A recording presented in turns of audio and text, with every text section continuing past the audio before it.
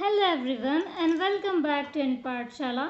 जैसा कि आप सभी जानते हैं कि मैंने डिप्रेशन के ऊपर मोटिवेशन सीरीज़ जारी की थी, तो आज उसी का डे 3 है। और जैसा कि आप सभी जानते हैं कि मैं अब तक डिप्रेशन के ऊपर काफ़ी सारी चीज़ें डिस्कस कर चुकी हूँ। सबसे पहले मैंने डेफिनेशन के बारे में बताया था कि डिप्रेशन क्या होता है, और उसके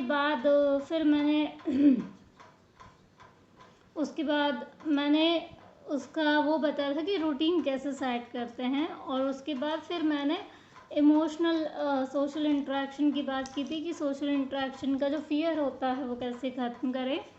तो अब बात कर लेते हैं कि डिप्रेशन में जब हम कोशिश करते हैं, आगे बढ़ते हैं, तो कुछ चीज़ों से फिर वापस पलट के वापस आने लगते हैं। तो उस चीज़ को हम कैसे कर सकते हैं ठीक। तो आज इसके साथ साथ ही मैं एक चीज़ और बताऊंगी आपको कि आप उसमें अपनी डाइट में क्या शामिल करें जिससे आप डिप्रेशन ठीक कर सकते हैं। तो सबसे पहली चीज़, डिप्रेशन में जो डिप्रेशन का पेशेंट होता है ना, ये एक ट्रैजिक हीरो की तरह होता है। ट्रैजिक हीरो का क्या मतलब हुआ, जैसे एक हीरो जो अपने आप को प्रूफ करने की कोशिश कर रहा है, बार बार अपने आप को आगे बढ़ाना चाहता है पर बार बार गिर जाता है। जैसे एक चींटी होती है, तो चींटी दीवार पे चढ़ती है, फिर गिर जाती है, फिर चढ़ती है, फिर गिर जाती है। तो वो एक स्केल जो होता है माइनस प्लस में चलने लगता है व्यक्ति।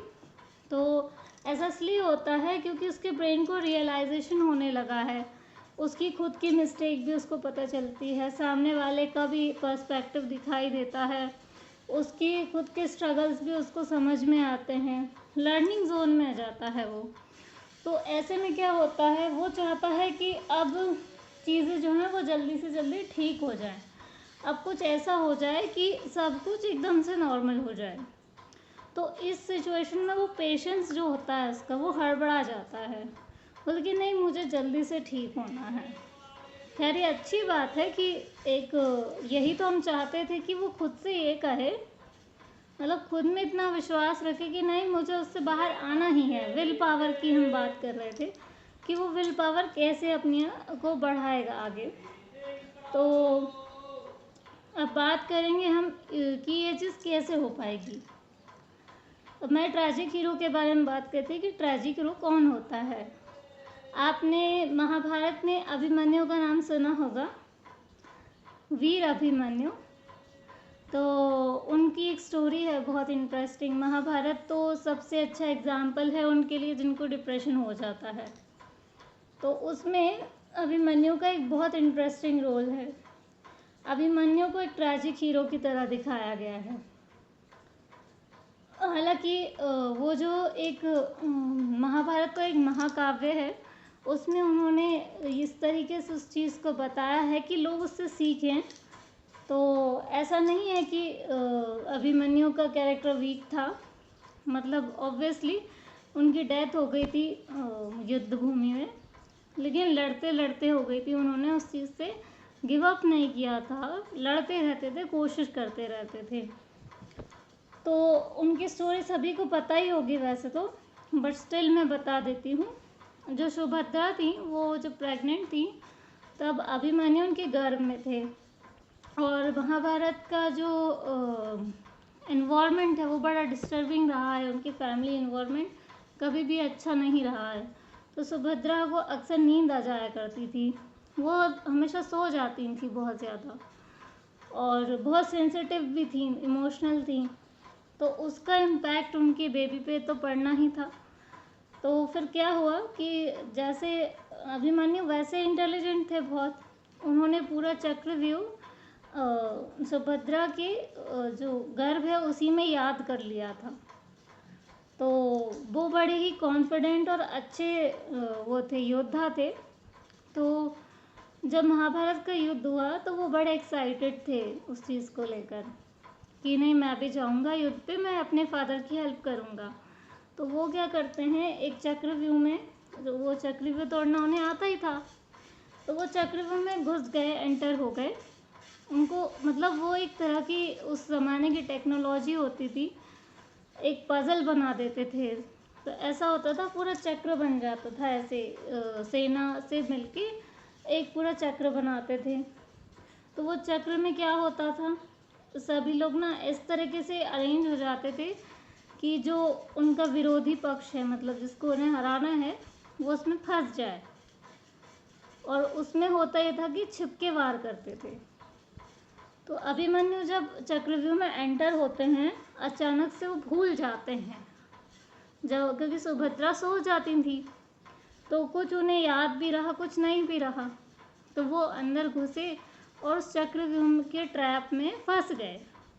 तो ऐसा ही उसके साथ होता है जिसको डिप्रेशन हो जाता है, मतलब कि अपने थॉट्स के जंजाल में फंस जाना, उससे बाहर ना आ पाना। उसको पता है कि वो चीज़ कैसे करनी है, वहाँ से कैसे कम आउट होना है, बट सडन हाउ कुछ ऐसा हो जाता है कि वो नहीं कर पाता उस चीज़ को। तो अब इसे कैसे मैनेज करेंगे? तो सबसे पहली बात है कि एक नॉर्मल ह्यूमन बीइंग भी अपनी लाइफ में बहुत बार फेल होता है। यूपीएससी का जो एग्ज़ाम देते हैं उनसे पूछिए जाकर उनको पता है कि इस चीज़ में मतलब कितना ज़्यादा प्रॉब्लम होती है। और यूपीएससी ही क्यों, मतलब कोई भी लाइफ का कोई भी स्ट्रगल हो, उससे बाहर आने में वाकई समय लगेगा। तो क्या हुआ, अब हम इसमें करना क्या है, हम कैसे उन चीज़ों को ठीक करेंगे? सबसे पहली बात, जो डिप्रेशन है उसमें मैंने ब्रेन केमिस्ट्री के बारे में बताया था कि आपकी ब्रेन केमिस्ट्री ख़राब हो जाती है। यानी कि डॉक्टर आपको ज़बरदस्ती दवाई तो दे नहीं रहा है, उसके पास भी दिमाग है। अगर सारा खेल मन का ही है तो वो दवाई क्यों देगा हालांकि मन का ही है, क्योंकि शुरुआत तो मन से ही हो रही है ना। मतलब सोल ही आपका सब कुछ है, आपकी बॉडी में सोल नहीं रहेगी तो फिर बॉडी का क्या अस्तित्व है। बट हाँ, क्योंकि हम शरीर तो चल रहा है ना अभी, शरीर भी है मन भी है, तो दोनों को स्वस्थ रखना ज़रूरी है। तो जो ब्रेन है वो आपका क्या है, फिजिकल है, माइंड आपका मेंटल है।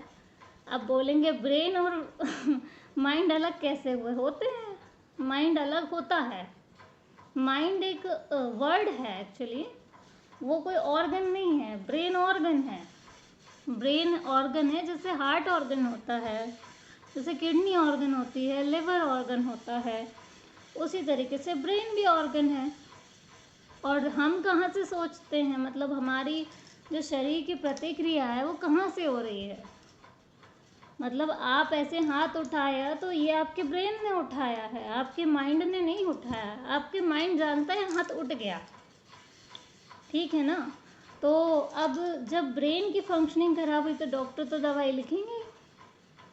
और ब्रेन की फंक्शनिंग का ये मतलब नहीं है, खराब होने का मतलब ये नहीं है कि जो नॉर्मल लोग हैं उनका बहुत अच्छा है, नहीं है, उनका भी नहीं है।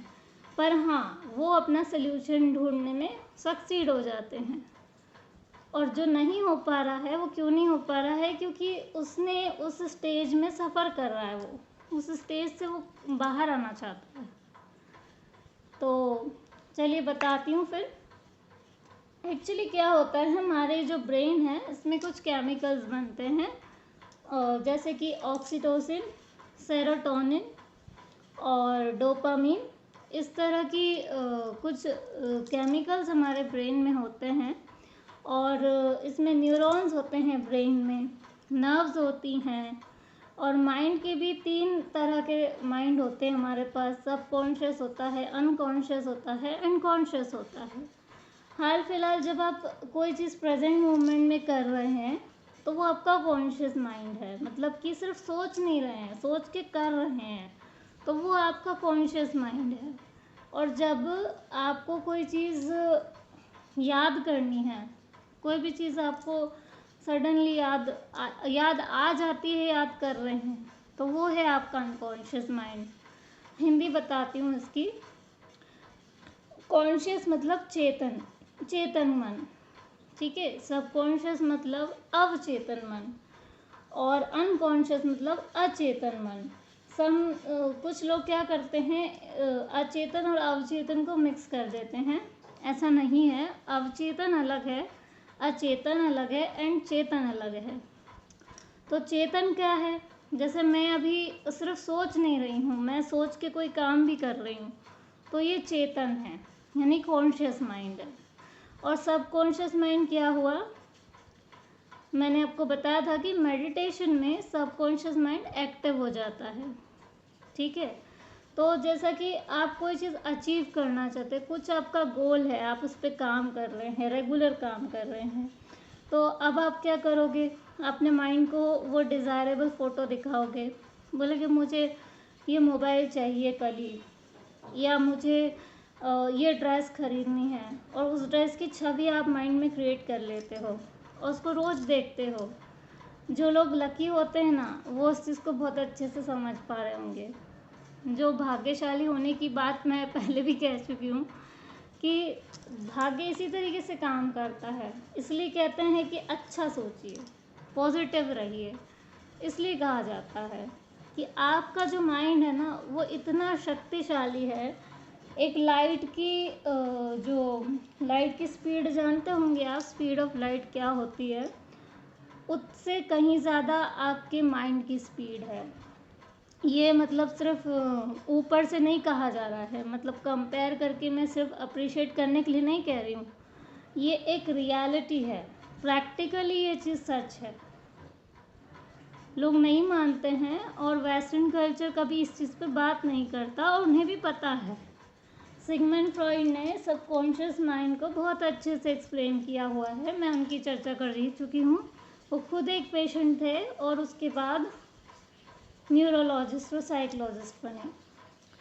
तो ये तो कुछ बातें हो गई कि हमारे माइंड की क्या थ्योरी है।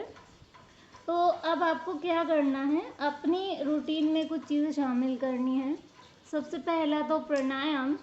अगर आप ऐसा फेस कर रहे हैं कि भाई मैं काम तो कर रहा हूँ उस चीज़ पर, तो मैं सक्सीड नहीं हो रहा, मैंने आज सोचा कि यार मैं किसी पे गुस्सा नहीं करूँगा, या मैंने सोचा कि यार मुझे पढ़ना ही है, किसी भी हाल में एग्ज़ाम निकालना ही है, पर आपके माइंड में पुराने थॉट्स आ रहे हैं, आप बैठ गए, इनएक्टिव हो गए, तो वो चीज़ नहीं हो, उसके लिए प्राणायाम करिए।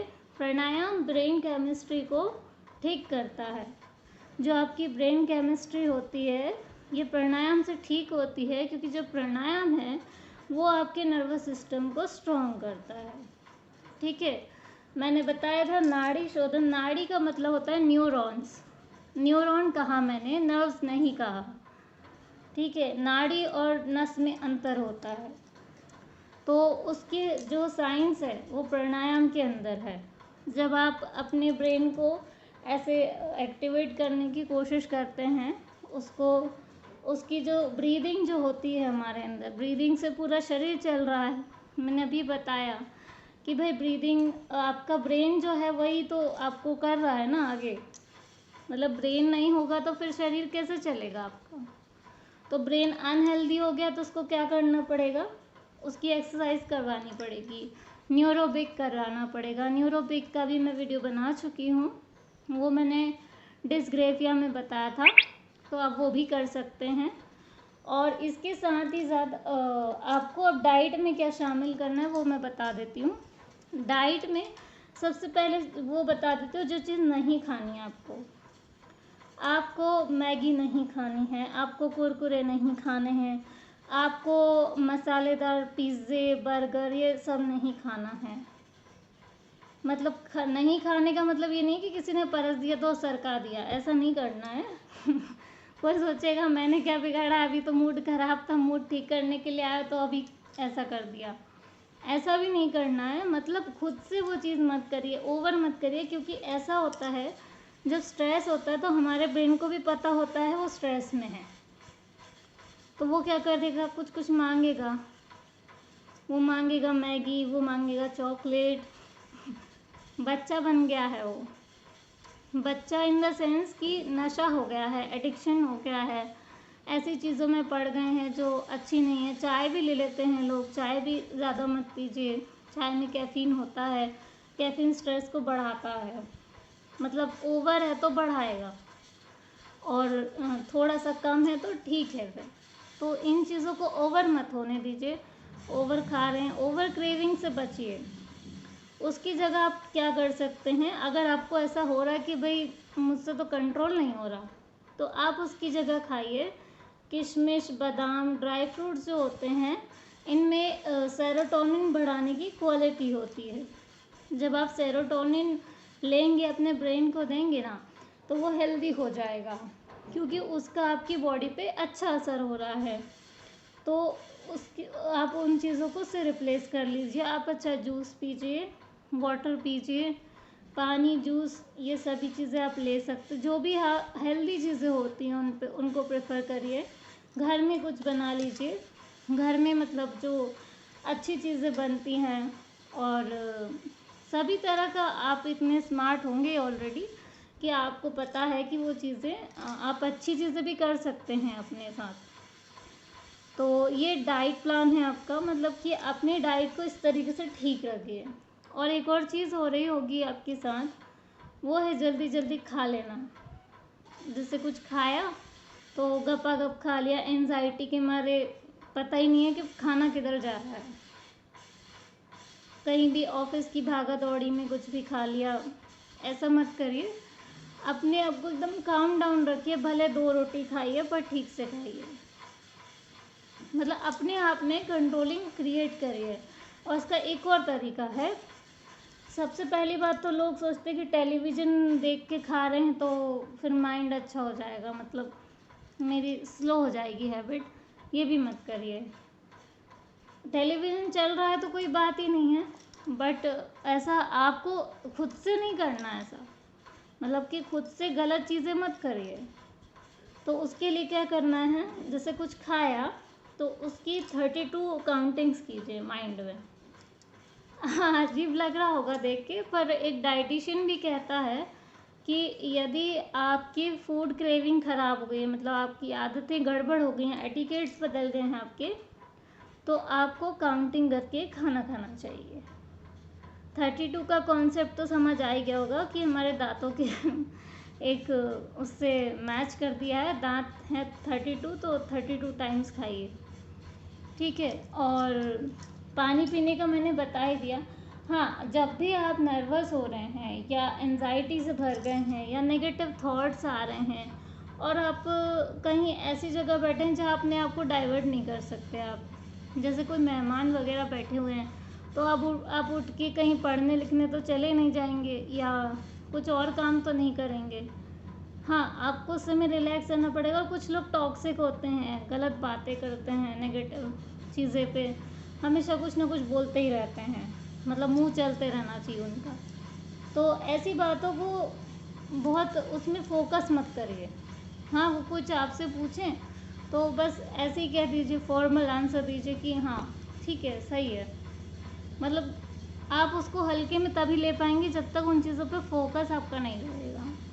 क्योंकि ऐसा जब आपके साथ होता है ये चीज़ें, तो आप हर छोटी छोटी चीज़ में बड़े इमोशनल हो जाते हैं, बहुत सीरियस हो जाते हैं। कोई बात हुई नहीं कि एकदम से सीरियस हो गए, तो वो सीरियस वाली स्टेज में नहीं जाना है। और मेमोरी रिकॉल होती हैं जब, उसका तो मैंने आपको बता ही दिया था समाधान, कि आप एक अपनी पर्सनल डायरी रखिए, उससे बातें करिए, या फिर आप योगा मेडिटेशन से तो वैसे भी आपको बहुत बेनिफिट है, अब वैसे भी उस चीज़ से ठीक हो जाएंगे।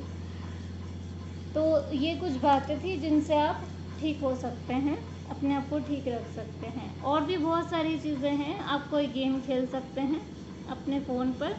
हाँ, बस अकेले में करिएगा, नहीं तो लोग कहेंगे कि मोबाइल में क्या देखा है। ऐसे मत करिएगा। आपके मोबाइल पर ही बहुत सारे गेम्स होते हैं, जैसे कि मेरा पर्सनल फेवरेट है सुडोकू।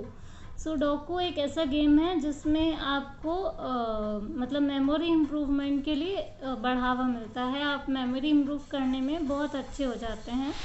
सुडोकू जो होता है ये एक मैथमेटिक गेम है, मतलब कि सिर्फ एक नंबर विजुअलाइजेशन गेम होता है। आप खेलेंगे तो समझ में जाएगा, और मैं कोशिश करूँगी किसी दिन इस पर चर्चा ज़रूर करूँ। और भी बहुत सारे गेम्स हो सकते हैं, वर्ड पजल्स हो सकती हैं, इस तरीके के गेम जिसमें आपको एफर्ट डालना पड़ता है। तो ये कुछ टिप्स थी आप लोगों के लिए, जिससे आप समझ सकें कि उन चीज़ों को आप कैसे ठीक कर सकते हैं।